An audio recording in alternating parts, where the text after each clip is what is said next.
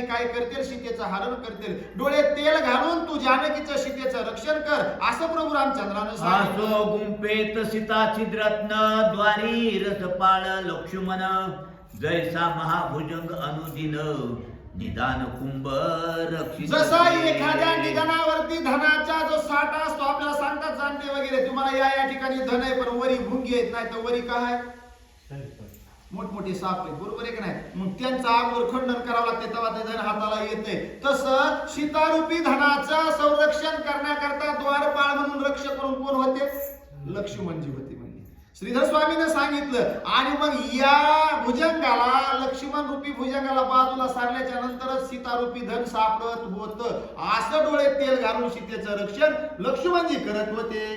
पार्वती जवळ जैसा कुमार केंदिरे पाशी खगेश्वर तैसा तो भूधरा अवतार रक्षीद्वार गुंफेचे. गुंफेचं द्वार रक्षणाचं कार्य शेष नारायण भगवंत त्या ठिकाणी करतात. शेषेचा अवतार म्हणले, जसं म्हणले काय इंद्रिय पाशी त्या ठिकाणी म्हणले लक्ष्मी पाशी जसं संरक्षण करण्याकरता असतात का, किंवा गणपती बाप्पा आहेत पार्वती मातेजवळ जसं आपल्या मातेचं रक्षण करण्याकरता द्वारावर थांबले होते, तसं कार्य जर सोपवलं तर पुन्हा डोळे तेल घालूनच करायचं, पुन्हा त्याच्यात आणमान करायची नाही. अशा अवस्थेनं लक्ष्मणजी त्या पंचवटीच्या ठिकाणी सीता मातेचं रक्षण करू लागले. इकडे मृगाचे पाठी लागे राघव जात वात वेगे गोतमी तीरांच्या पूर्व मार्गे केले मृगे पलायन.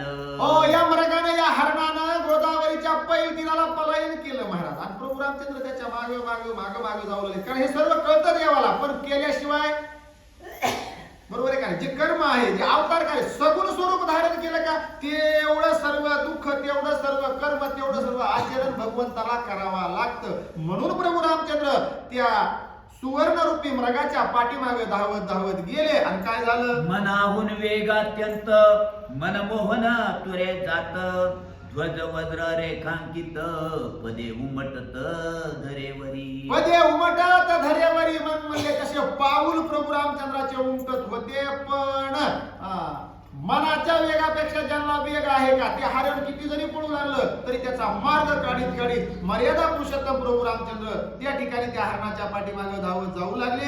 गेल्याच्या नंतर जे काही त्याचा भाग झाला ते पुढचे सूचक वाचक येतील, सांगतील. कुंडलिकावरती श्री ज्ञानदेव.